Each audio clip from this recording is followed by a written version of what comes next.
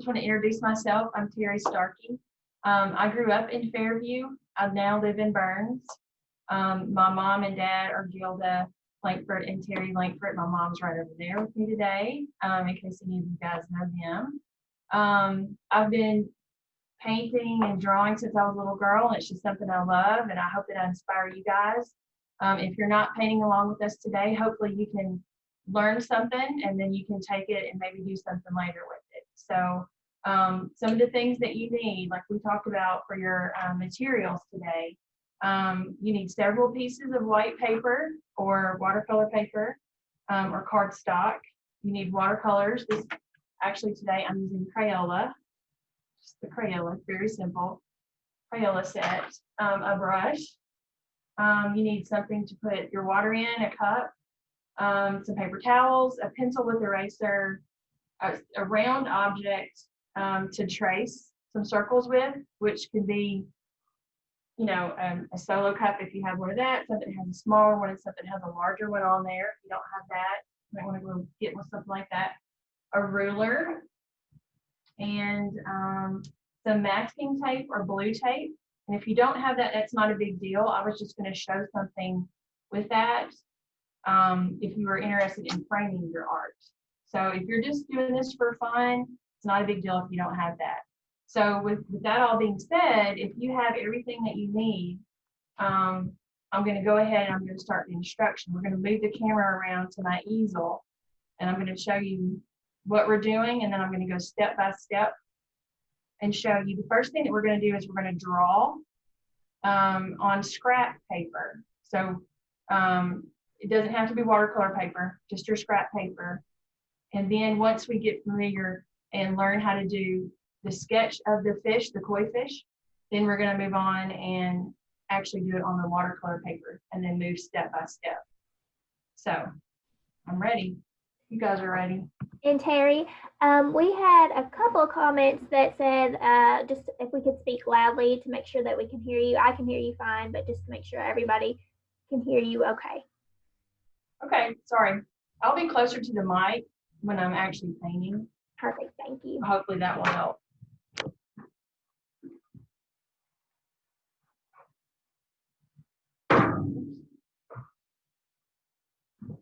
Okay, that looks good. All right. All right, so this is a good example of where we're going with everything that you're going to learn today. This is the koi fish. I have 3 on here. You may not be able to see the pencil marks, but I did things in marker as we move forward so that you can see better. But this gives you a good idea of where we're headed in all of this. I don't want to interrupt. Janet, we're seeing your launch meeting screen. Okay. Let's see if we need to. It says I'm screen sharing. Let me try again. Yes.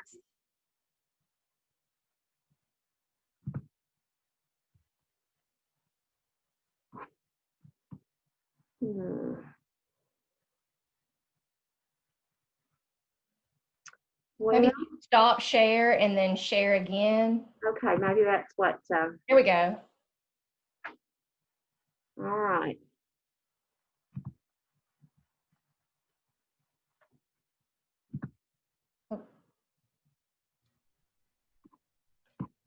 Okay, Terry, what do I need to do? I'm not. Well, I think maybe just stop sharing.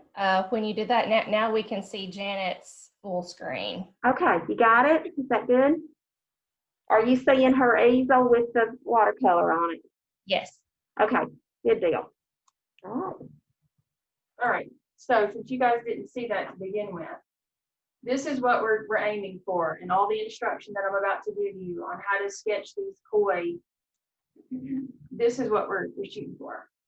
We're not going to be sketching on this just yet. So step 1 is on scrap paper. This is what I'm going to show you how to draw first. And it's okay if it's bigger than what you see here, because it's just for instruction, and you guys can do it however you feel comfortable with. But the first thing that you start with is a circle. And like I said, I'm doing this with a marker so that you guys can see it better. Once you have your circle traced, we're going to figure out where we want to go with the lines. Okay, and that's what these points are for. You don't have to make points this big. You don't have to make a point at all. You just need to know where you're going. So to make this line of the fish, you start here and you make a curve and we know where we're ending. On this side, you make a line and you curve and you know where you're ending. It's always good to know where you're starting and where you're ending. So I'm gonna start that right now. So I guess we can see.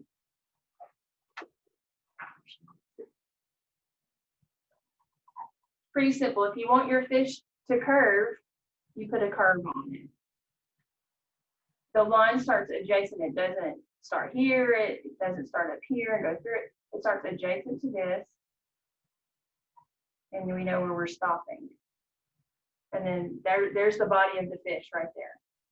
Complete. So we know that they have a little bit of a nose up there. And so we know that it's not down here. And we know that it's not up here. So you kind of judge, okay, this is where I'm going to start, and this is where I'm going to end. So you put a curve on that one also, and that's where you land. Same thing on this side. You know where you're going to start, and you know where you're going to end. So with 5 lines, we've just completed the whole body of the koi fish. So this is our marker where the circle meets that line.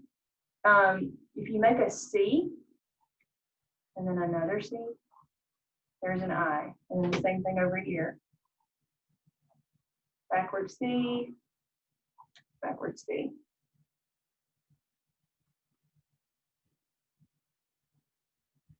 Wish I could ask them if they were good. All right. You can, honey, they can hear you and they'll turn their mic And on. if you need to stop and have a question, just feel free to ask. So this line is the fin. It goes up and up.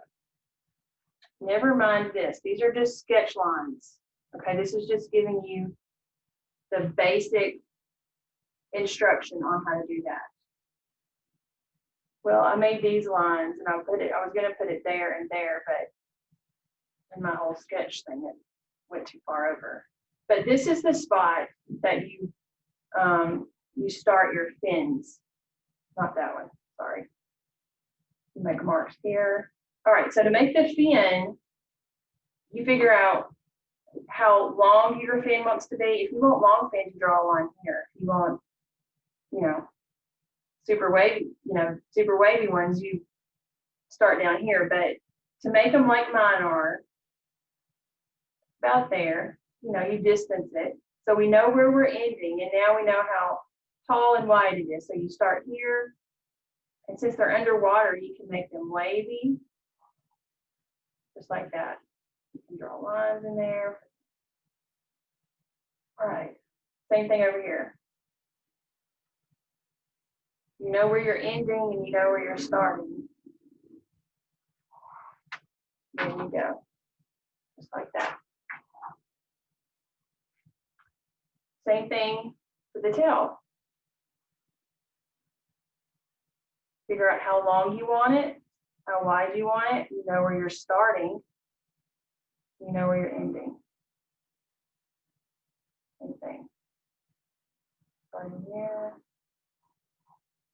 And that is basically how you draw the koi. Now, when we sketch it onto the actual watercolor paper, you're going to erase the circle. This was all just for reference. And these points, there's no need for those points to be big like that.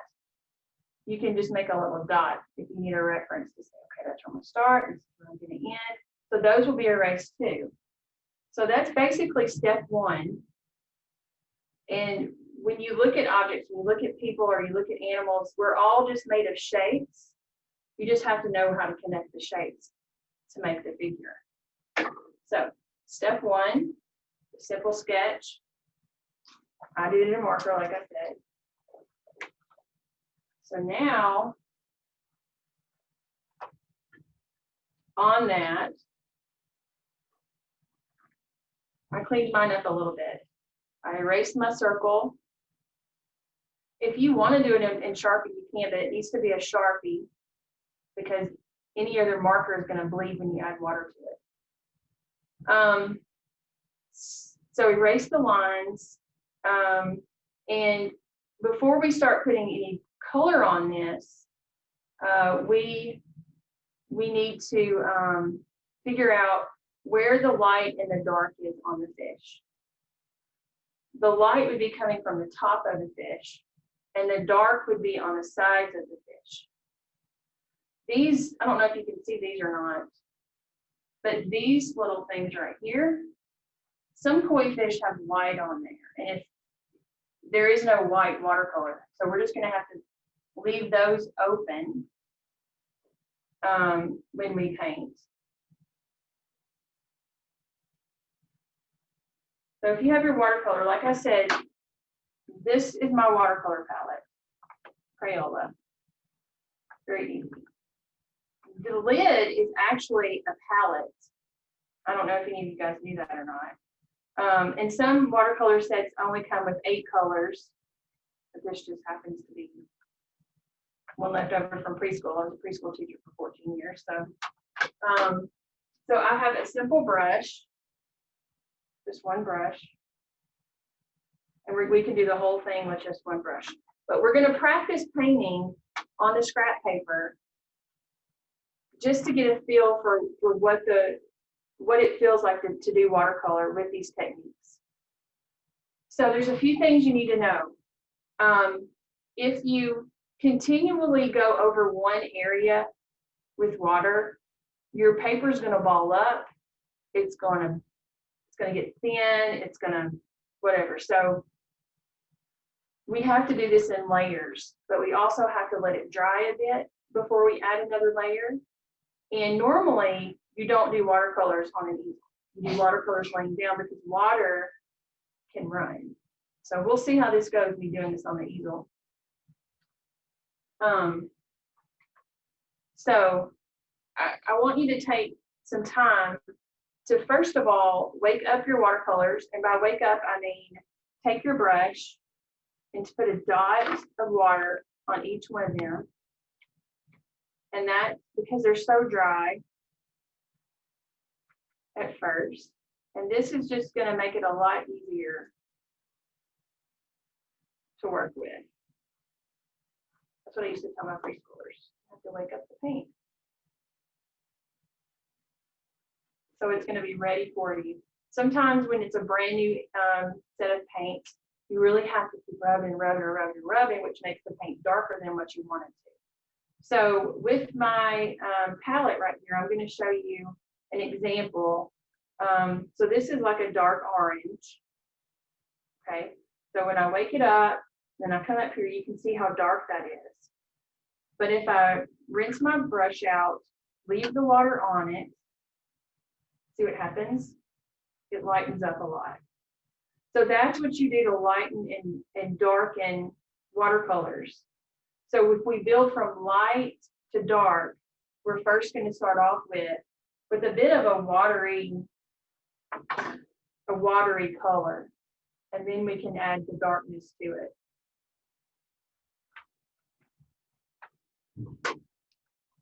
Okay. All right, so this is what we're going to do. If you want to get your color on there, just get whatever orange. Try not to mix your paint. Get some orange.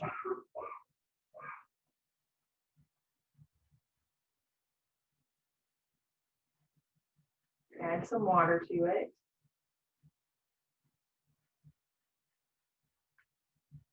Let's do it. And that's pretty light. It's not as dark as what we started with. So I feel good about that.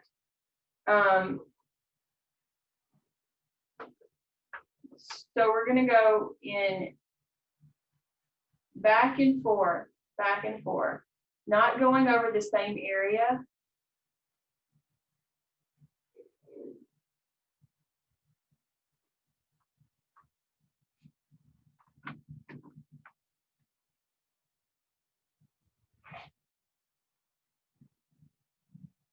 Then I'm gonna pick up some more, maybe add a little bit more water. My palette.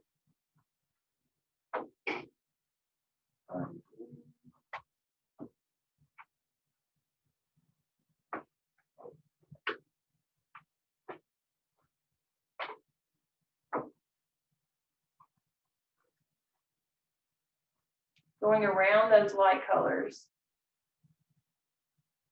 All right. Try not to get your paper very wet at this point, because we're going to build on top of it. And like I said, it's going to make your paper ball up, and it's going to be thin and super wet. So to let that dry a bit, we can move on to the fins.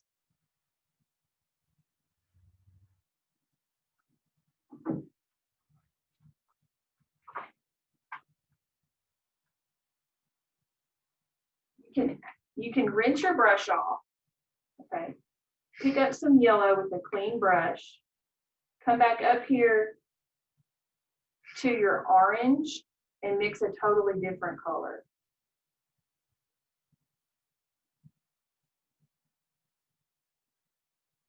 I'm liking this color. So that's what I'm gonna add a little bit more water, get some of the water off of my brush, and then start on the fin. So it might be a little bit more yellow.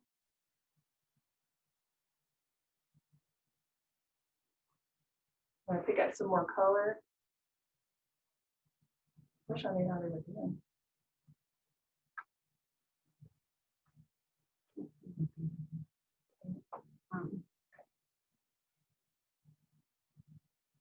So how are y'all doing? Y'all doing okay? I think a lot of people are watching.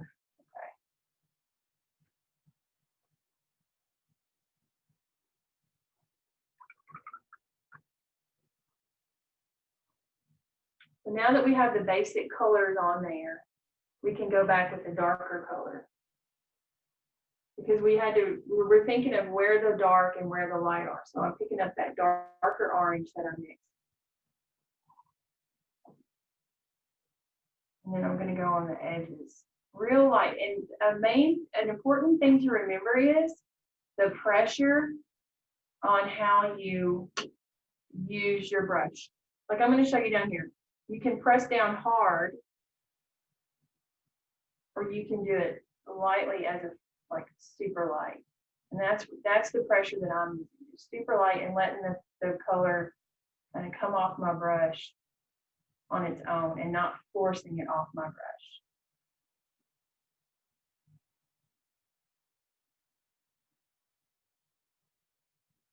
Okay, so the light is coming from the top of the fish.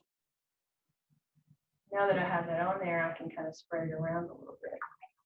Clean my brush off, tap it on my paper towel, and just blend it with a little bit of water.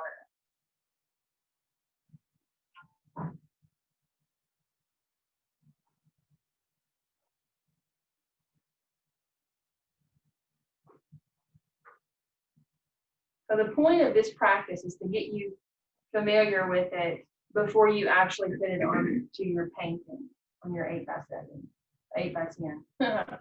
Sorry. All right, so I'm going to pick up that darker orange. And dark would be in the concentrated areas where the fins start. And here's the tail. And it kind of goes out. Just like that.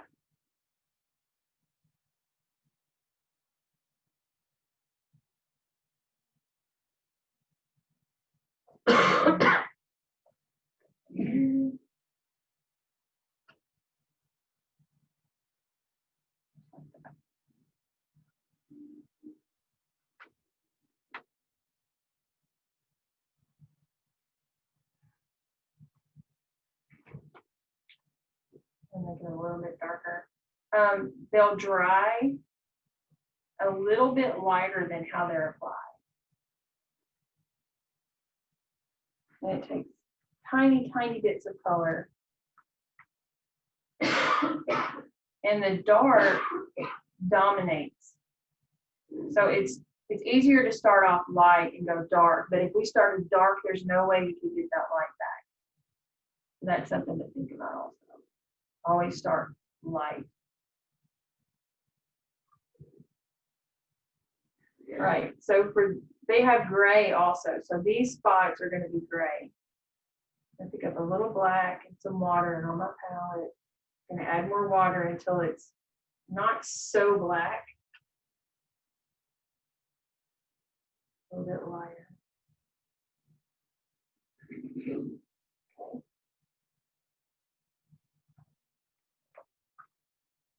And when you sketch, it's important to be super light because everything you do, the pencil marks are going to shine through. Now, I work with acrylics, and acrylics are thick enough that you can cover, sketch marks and imperfections pretty well with the paint, but this is so thin and so transparent. Okay, so that was just a practice. That was to get you ready for the actual drawing and sketching of the painting that's going to be your project. We're going to put some of these on there too. So same thing, we're going to start with a light green, which I add yellow and green. I shouldn't mix my colors in the palette. Between picking up colors, you always need to clean your brush because you'll have that. So, all right. Adding some water. Tapping it so that it's not just so wet. And then just like this, it's a squiggle line, and then these marks are where you put it. And the pressure, so squiggle line, pick up a little bit more paint, and you can push and let up, push and let up, push, just like that. And stagger them, which looks a little bit more natural. All right, so now that that light's on there and that's wet, I'm going to pick up a little bit of the darker green or green, just green, more green than yellow this time. And thinking about where the light and the dark is, I'm going to put the dark on the bottom. Just give it a little tap and a little curve.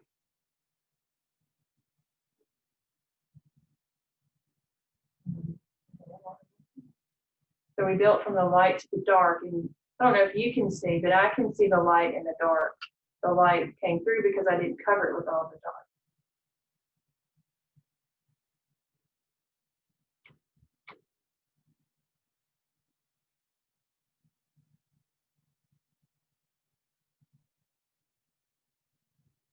And they're two different colors, which is perfectly fine because weeds and grass are all different colors.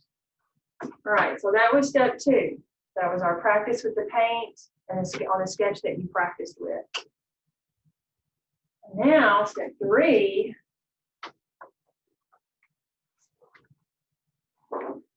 is actually sketching on your project. And we're going to start with the 3 circles. So you need a smaller one if you're going to have 3 fish. You can have 1 fish. You can just use your practice one if you're happy with it. If you're like, I don't know if I can do it, just use your practice one. It's okay. But I'm going to do 3 on there just for instruction. Okay. So I under your easel. Okay. So using the method that we just did, we can do this quickly now. And it's okay if some of the fish go off the page.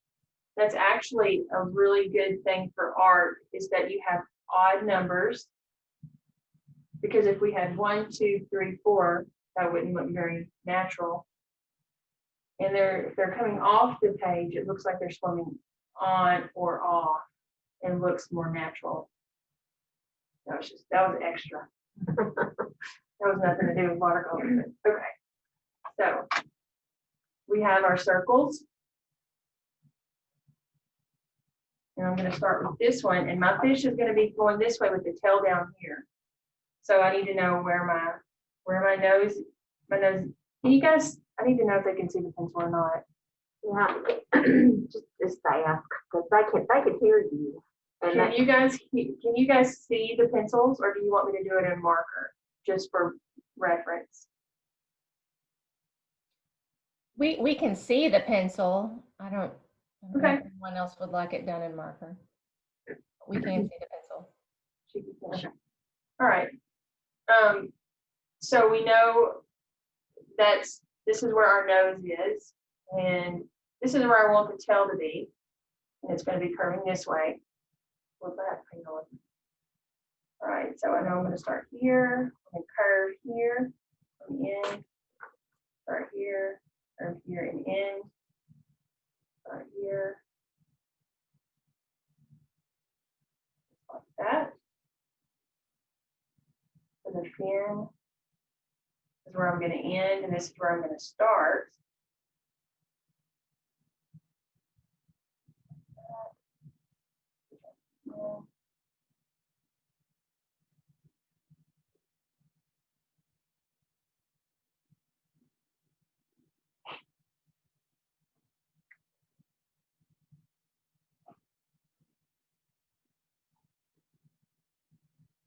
For the top fin, I don't know what that's called.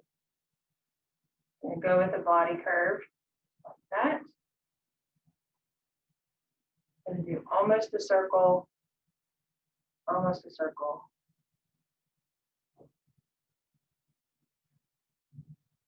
That's why God made erasers.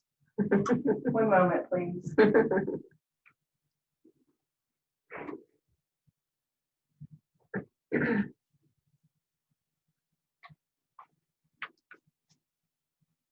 I want to move my pen back here.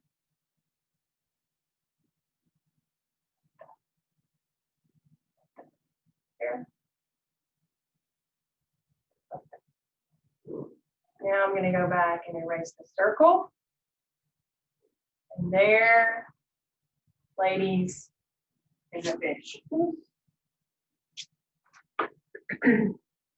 Using everything that we just talked about, you can fine tune it and erase it, but the main thing to remember is to draw this lightly. I'm probably doing it a little bit darker just so you guys can see it better. There you go. I'm going to do the same thing down here, but I think I'm going to have my fish coming off the page. So it's going to require a little bit of imagination. Just going to go just like that and follow this line like that. The nose is going to be about right there. And down to that point. There's the top pin. Follow that, the body line like that. And make a better mark here. All right, this is where I'm going to start, not up here, guys. That.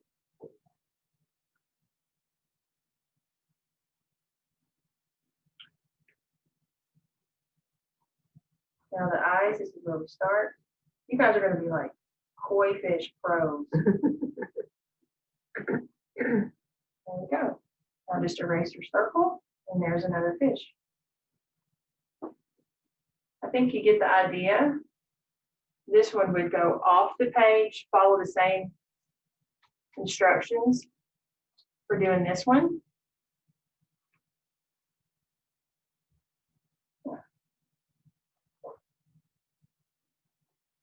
Now, this is the point where you would need tape if you were going to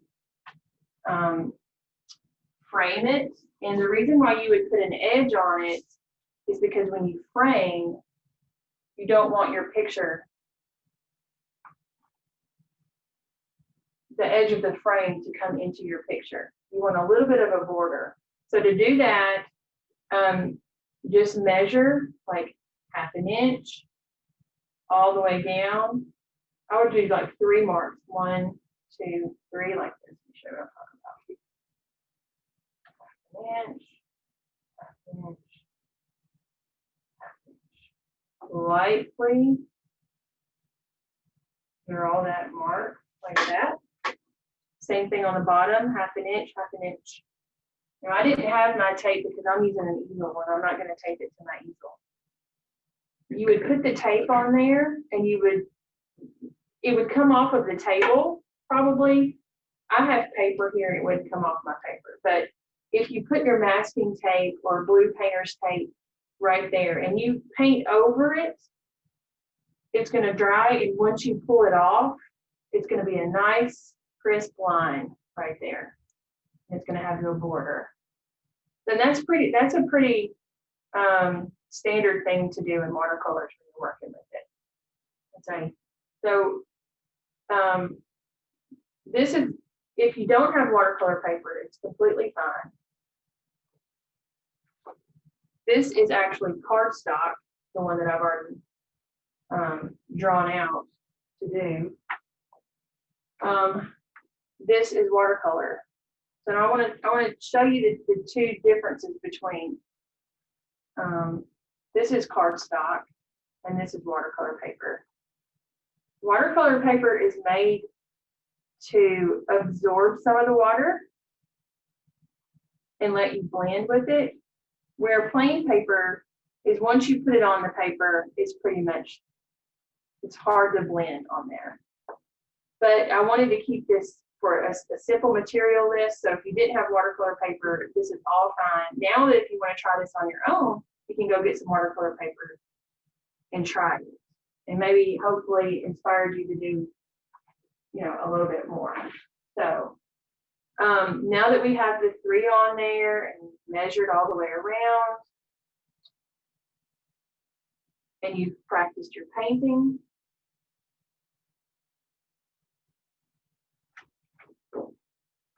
we're going to start actually painting. And remember what we said earlier about the light and dark. Something about the water I want to show you. We can start with the background. We can totally do that. And then we can move on since we've already done the fish once. We're going to pick up some blue, put it on our palette. That's pretty bright. So I'm going to add some water, of course, because we deal from light to dark.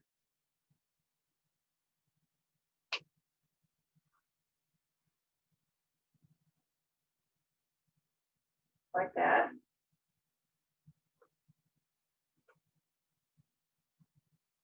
All right. So I really like this, how that water is, because water moves and it's not always solid blue. So I'm going to show you how to do this. I think I'm going to leave that right there just for you guys to see as a reference. You can watch me and then do this if you're painting along. Just make sure that it's not too dark. And the way that you can do that is go back to your scrap paper, do a test stroke, and see, okay, that's not too dark. I like that color. I can move forward, because once you get it on there, it's pretty much on there. So, watery. And this is just a bunch of mess. I'm going to be honest with you. It's just a bunch of mess. You just squiggly, and then you kind of make messy ovals. Just like that. Long ovals. See, that's just a bunch of mess. Try not to get on your fish, but it's okay because we're still in the light. And this is going to be dark on the fish. Okay, well, that's just a bunch of mess. That's going to look like water-ish.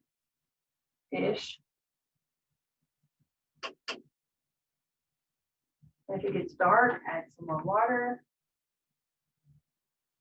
I should have had you some. So you could have painted it. It would have been a mess for sure. Nah. You just make squiggle lines and then leave it. You have to know when to stop. That's an important. That's a good lesson to learn if you like doing this sort of thing. Is just know when to stop, because you can make mud and not mean to. Less is more. That's I do like fun, quick acrylic painting classes.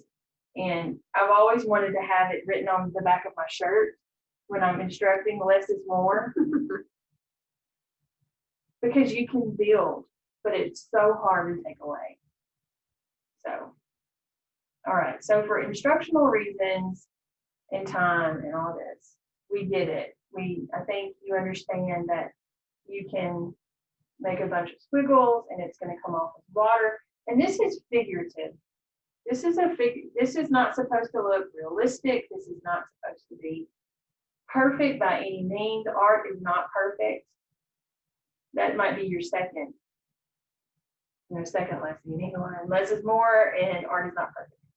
So now, since I went on there with light and I didn't use a ton of water, when I go back over it, you can see through. You can see the next layer or the layer before. So there's light and there's dark and it's not all one.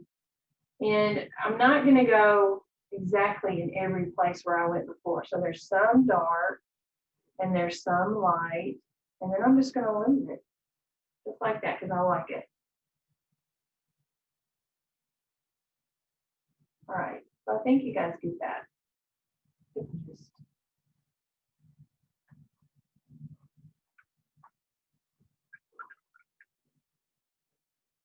All right, so back on the fish. We're gonna think about again where our light and our dark is. And we talked about it being at the edge of on the sides. So that's where we're gonna start with a bit of a darker orange. I'm gonna clean my brush, tap it on my paper towel, and pull some of that down. Now, if you keep going like this, like I said, if you keep going over the same spot, it's going to ruin your paper. And don't stress, like let it dry for half a second, let it soak in a bit.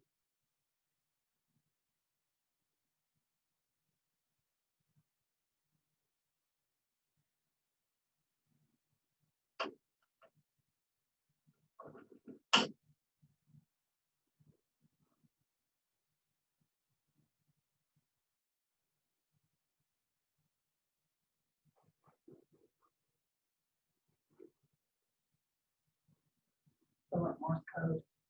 The air conditioning is clicking here. It sounds like somebody's sending us a message. All right, so now I clean my brush. I'm gonna pick up some yellow, put it on my palette. Got some orange. Put on my palette, add some more water. I'll get the consistency I like. Then I'm gonna add it to the top because this is our light. This particular one is just a goldfish, I guess, because it's not going to have any spots. And lightly go over what I just painted. Pick up some more of that orange to blend this a little bit better. Go back to my palette, pick up the yellow.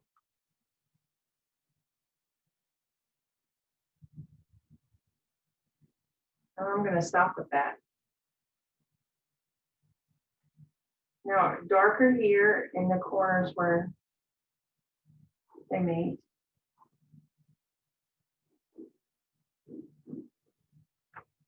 I'm going to pick up some orange, darker orange. Now, if you don't have dark orange and light orange, you can always pick up some orange, clean your brush, pick up some red, and that's going to make you a darker orange.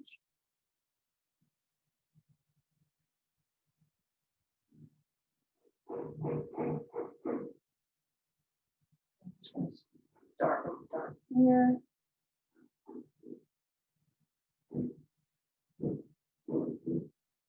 And go out that way. Clean my brush. Pick up that lighter.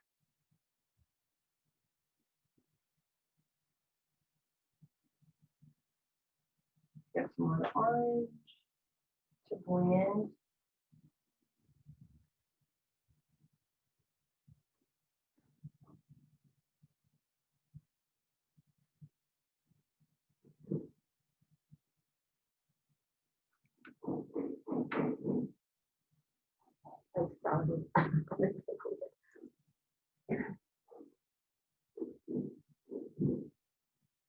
We're not building birdhouses, if you can hear that hammering.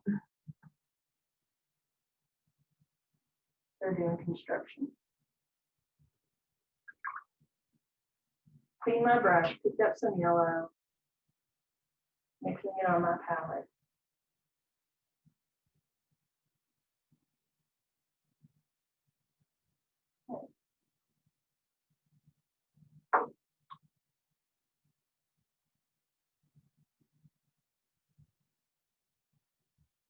I'm gonna pick up some black actually, which is pretty scary. Black is a scary color when you're painting because it's so dominant. So where you put black is, you need to make sure that's where you need to put black. So I'm gonna do the eye. And I started light because that's what we do. We start with light and then we layer. Then I can pick up a little bit darker.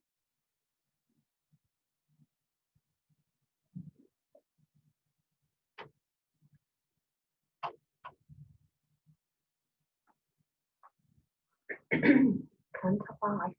It's eyes. Yeah. So now this fin, I'm gonna make it a little darker just so that it won't be hidden. Now that these have dried a little bit, I can layer it a little bit more.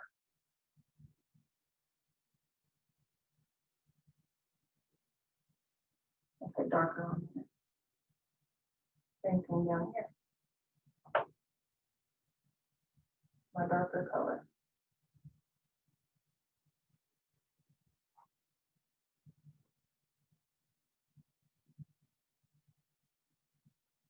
See, it looked really light, but like I said, we build from the light and go to our dark.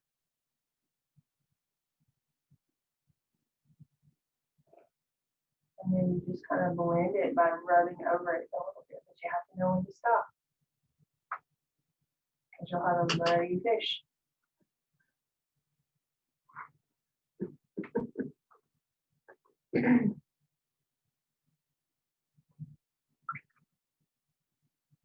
Right.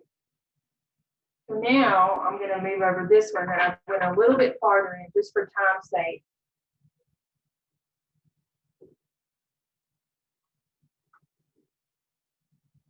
And show you how to do that, the darker on top of it.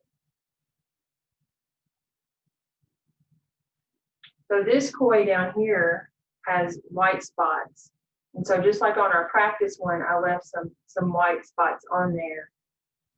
And I'm just gonna leave the paper to let it shine through instead of, there's no white watercolor. I would actually like that a lot, but it makes it harder that there's not because you have to think ahead and be like, where do I need to leave the paper? All right, so I'm gonna finish this one with the same techniques that we've been using, the darker on the edges.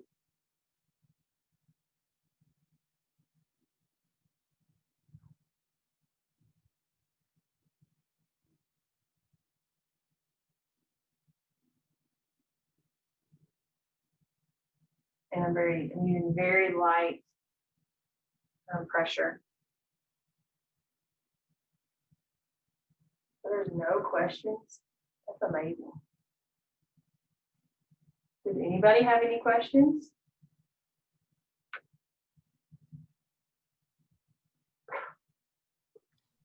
Nothing's in the chat right now. Thank you, Terry.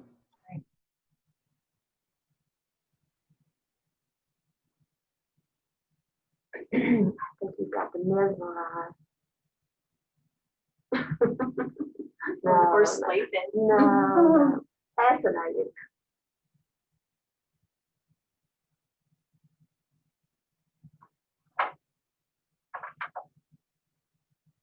I went backwards on there. Put the dark in. Don't hold it against me, please.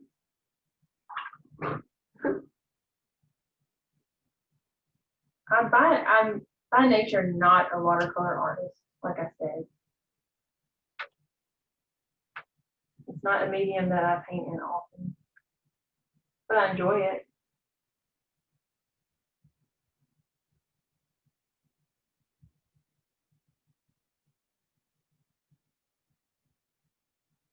So now I've just mixed up some, the black that was on my brush into the dark orange and made that really pretty kind of brownish orange color.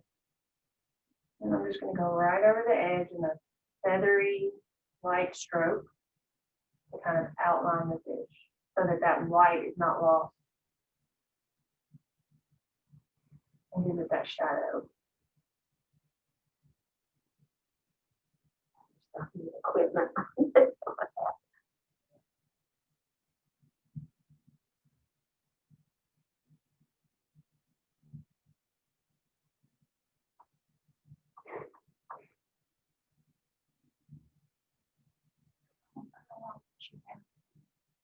Oh, 2:30.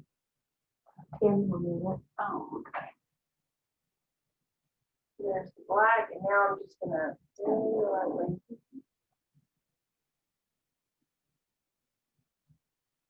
go back where our dark is.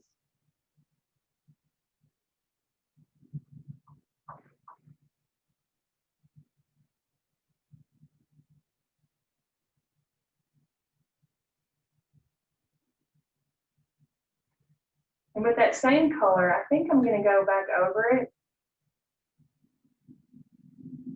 and just make some of those little spots. My sister has a koi pond, and I think that she has some super old fish in there. Don't you think, Mom? Like, she's got fish that are so old and so big. That's like one of our favorite things to do when we go to my sister's house, is to sit by the little pond and look at the fish. So they have age spots.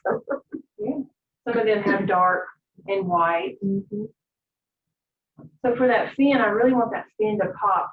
So I'm gonna go back to my orange, go back to my palette, and I think I'm gonna make it a little darker.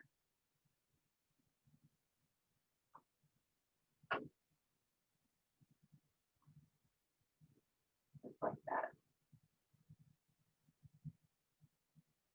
Go back to my dark.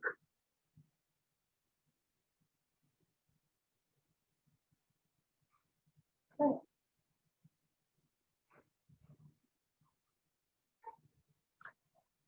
So I think that with all the pieces that we talked about, from the sketch to how to draw it, how to erase, light pencil marks, which way to go with your fish, odd numbers of fish, go off the page with your fish. I think we're getting pretty close to where we can have a complete painting. I don't think that I'm going to complete the whole thing because it's a lot of the same thing over and over again. And it would just be the same thing to do that one. But I do want to show you one of these. So I'm going to go ahead and do some water really quickly with my blue and some water to lighten that up. So I get the light color. Then I'm going to tap some of the water off. And I'm just going to make those long lines like that. Just continue to do that. And the thing about going back over it with green on top of the blue is that the blue is so light and the green is going to be so dark. We can build on it that way. But if the blue was so dark, it would shine through to the green. So that's another reason why we go light to dark. If you want to add a little bit of clean water to it, it's going to blend. Just go back over what you did like that. So I think I'm going to put a little squiggly right here for the greenery. Get some green on my palette. Oh, that mixes my black. I'm going to clean my brush off. I want to go over here where it's yellow. That's a nice compliment. All right. I'm going to add a little bit of blue, believe it or not. do the blue. See how that made that really pretty green? Oh, come on, it's just like. I'm making a mess, No, y'all. you're It is not. such a mess. No, you're not. You're fine.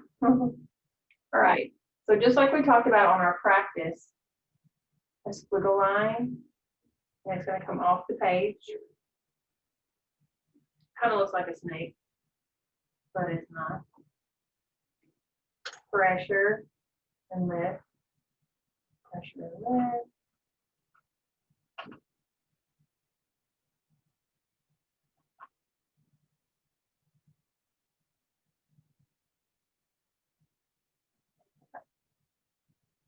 And I'm gonna go back to a little darker green. Pick up some of my green, add it to what I did before. Figure out where my light and dark is. So the dark's gonna be under, not quite dark enough. Add some more green. Stand by. There we go. So underneath those, like that.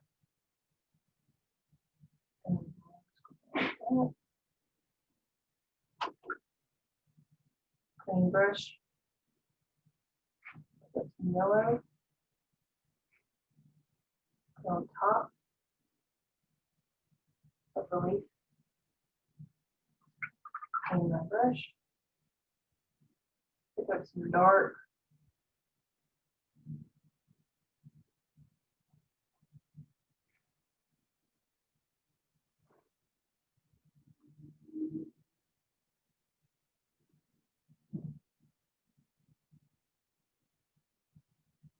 That's just to make it pop a bit. If it's too hard, see how I'm building on that? If I would have started off dark to begin with, that couldn't have happened.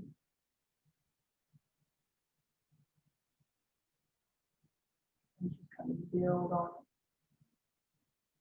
There you go.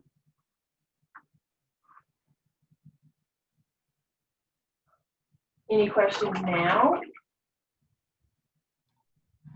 No questions in the chat box. It just says that you have great techniques for showing us how to blend the colors on the lid, and we all enjoyed it. Awesome. Well, I hope you're inspired to do your own thing. I know somebody had mentioned doing cards, so this would be really fun on a card.